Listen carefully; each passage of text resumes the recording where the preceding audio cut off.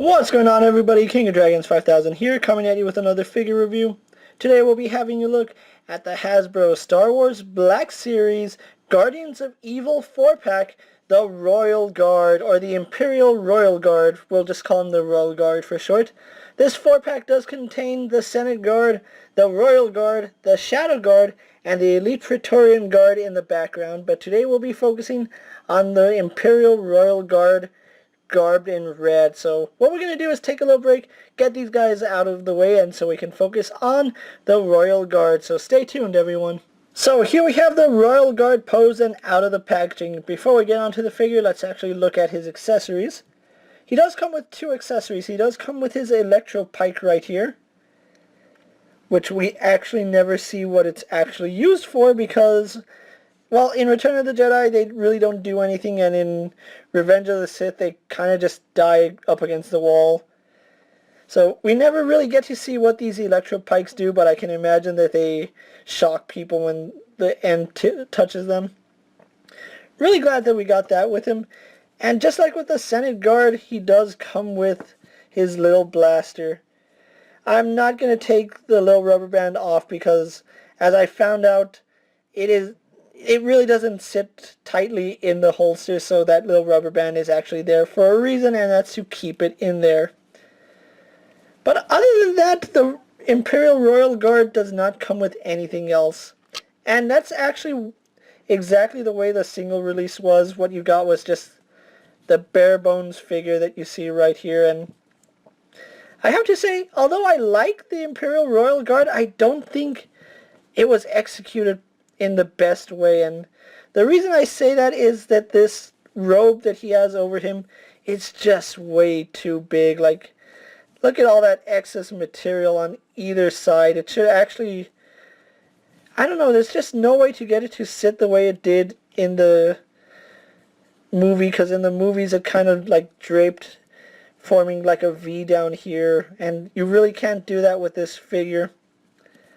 You can try to simulate it, but it's something like that, the way it would just drape down on all sides and it would just match evenly, and there's just no way to get it to look right with this figure.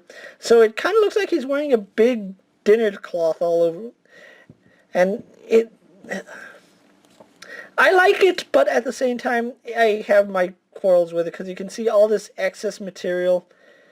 I think they could have done away with using less material and it would have sat better, but as it stands, it looks like his shoulders are huge, when for reals, that's where his shoulders begin and end.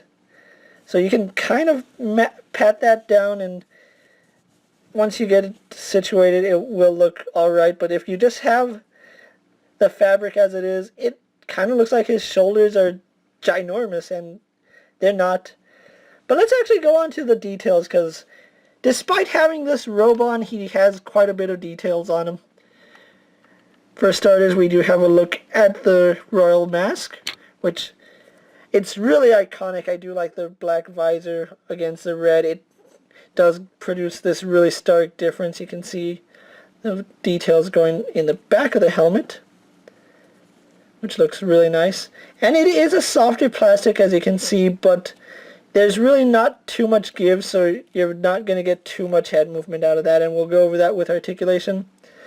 But as far as his details go, he does have quite a bit of details underneath his robe, and just to give you a good look at that, I don't know if that's scratches in the armor or just in the plastic, but it looks really cool. It looks like he's been in battle, and the red glossy plastic does look like it matches the helmet, so I do like that.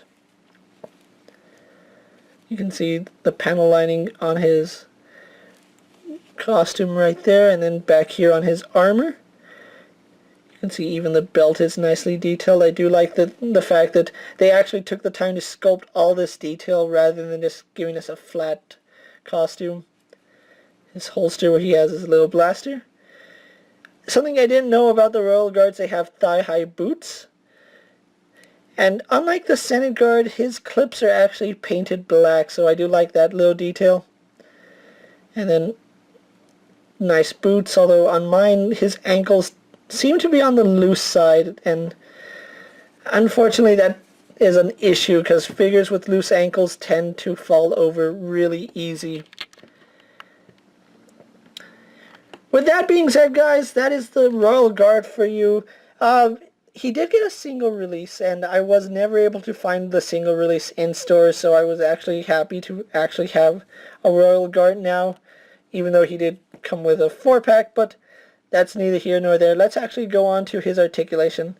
He does have a ball-jointed head, but you can only really get a left and right swivel out of that, and even then, that's about as far as you're going to get it because of the shape it is, so not going to get too much movement on that. He does have a hinge, but again, not going to get too much movement out of that because it's really hindered by just the sculpting of it, so you're mainly going to have him looking forward, and most of the turning is going to come at his ab crunch right here. But he does have an ab crunch. I believe it's a ball joint because it can go back and forth and lean side to side as well as rotate. He has shoulder hinge that goes out, does a full 360, single bend and spin at the elbow. He has a swivel in the wrist as well as an up and down hinge. So that works pretty good. And it's the same for both arms. He has an up and down hinge in both his right and his left. Again, we do have a swivel right here at his ab crunch. Nice crunching motion there. Legs go forward, back, and out. Swivel at the thigh. Excuse me. He is double jointed at the knee. No problems there, like the center guard was giving me a little issue. Hinge for the ankle, as well as forward-facing pin for rocker ankle. So overall, I really do like the way this figure came out. So what we're going to do now is take a little break, get him posed for my final thoughts, then we'll wrap up this review. So sit tight, everyone. And here we have the Royal Guard posed for my final thoughts. Overall, I really do like this set as a whole, but I do have some issues involving 3 of the 4 figures, and that is they are using the exact same body sculpt. In fact, 2 of them are the exact same figures with a different weapon. That is a tough pill to swallow, especially if you're like me and you love Star Wars, but you don't like buying figures that aren't army builders over and over again.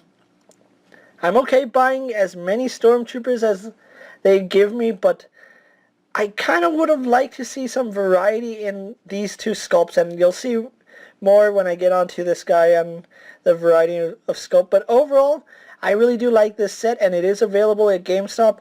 I actually was looking for Snoke when I walked into GameStop and found this set, and the nice lady behind the desk told me that they got this in, and it was the last one that wasn't on pre-order.